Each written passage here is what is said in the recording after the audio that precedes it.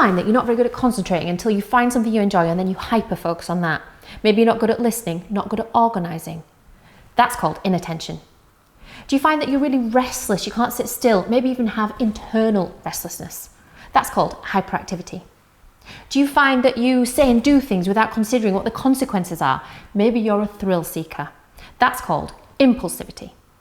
And if you have lots of these symptoms, it may be that you have ADHD.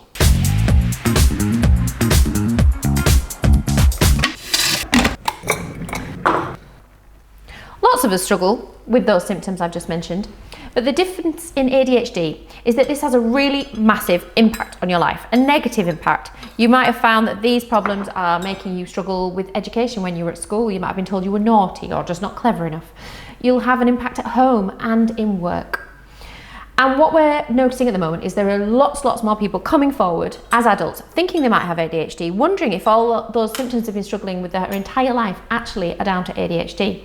And it can be quite difficult to know because around 80% of people with ADHD have another psychiatric diagnosis, such as depression or anxiety. And those symptoms often overlap.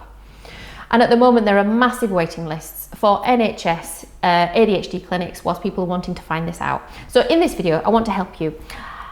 Could it be ADHD? How do you go about getting a referral for the clinic appointment? Should you go private? And what can you be doing in the meantime to help?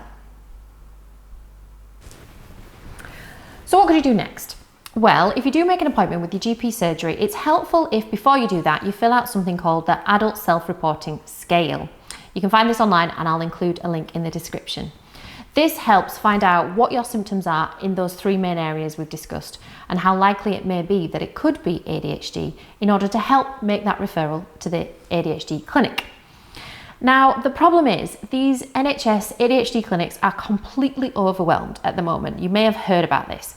In some areas of the UK, there's a waiting list of up to 7 years.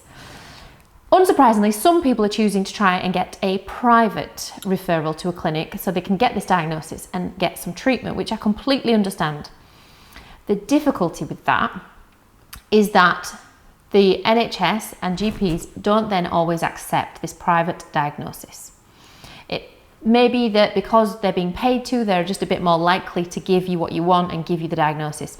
And what we're finding is then sometimes when they do come back from the NHS clinic, that diagnosis is kind of being revoked. And as GPs, we can't continue to give the medication if it's been set up by a private provider. So if you do get medication from a private provider who has given you the diagnosis, then they need to continue to manage the medication as well, rather than come back to the GP. Once you have got your diagnosis, then usually a mixture of therapy and medication is the most effective treatment. The medication you might have heard of, one that's commonly used is Ritalin. It is not a cure, it does not cure your problems, but it can help you focus and therefore manage life a bit more easily. So what else can you be doing in the meantime whilst you're waiting for an assessment? So there's lots of therapy that can be really useful. CBT and mindfulness are two examples. They can help you with emotional control, even time management. So you can even self-refer in most of the places in the UK for some psychological therapy. And then other things you can do. You can focus on kind of healthier living. Now, you're probably thinking, oh gosh, doctors are always boring on about this stuff. But actually, we do know it makes a difference for ADHD. So exercise, we know really helps with depression and anxiety, which is often a problem in ADHD. Healthy eating. Now, ADHD is not caused by or isn't cured by certain types of food, so I wouldn't try anything too extreme, but we do know that kind of eating a so-called Mediterranean diet with lots of fresh fruit and vegetables is good for ADHD, and conversely, eating lots of kind of junk food and processed food has been proven to kind of have a negative impact on ADHD. And sleep. People often don't think about sleep too much, but we all know when you're tired, it's hard to concentrate, so getting good night's sleep and focusing that and prioritizing that may make a difference. And then you need to think about solution-focused management. So things you can do to change your life to make things a little bit easier. And make sure you speak to people around you to see if they can get on board with trying to make these things easier as well. So there's 5 main areas to focus on. Number 1 is get organised and control clutter.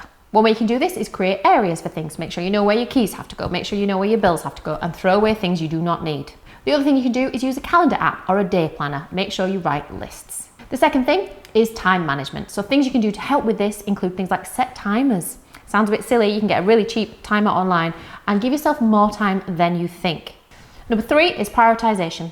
So you can make things easier by breaking down tasks into little chunks, and make sure you say no. Do not jam-pack your schedule. You probably need more time than you think. Number 4, keep track of your spending. So to try and reduce like impulse spending, take cash perhaps instead of just a card, and delete and remove all emails from retailers.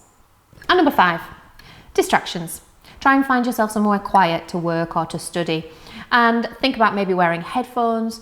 And if you do have ideas about something else when you're focusing on one task, just jot those ideas down and manage them at a different point in time. There are also lots of ADHD support groups, places like ADHD Aware, where there's kind of chat groups, or you can even meet up, even if you don't yet have a diagnosis of ADHD, but you're just thinking that it could be and you want to get some extra help and support. So I hope you found this video really helpful to give you some food for thought on what to do, how to get the diagnosis, and what you can do in the meantime whilst you're waiting.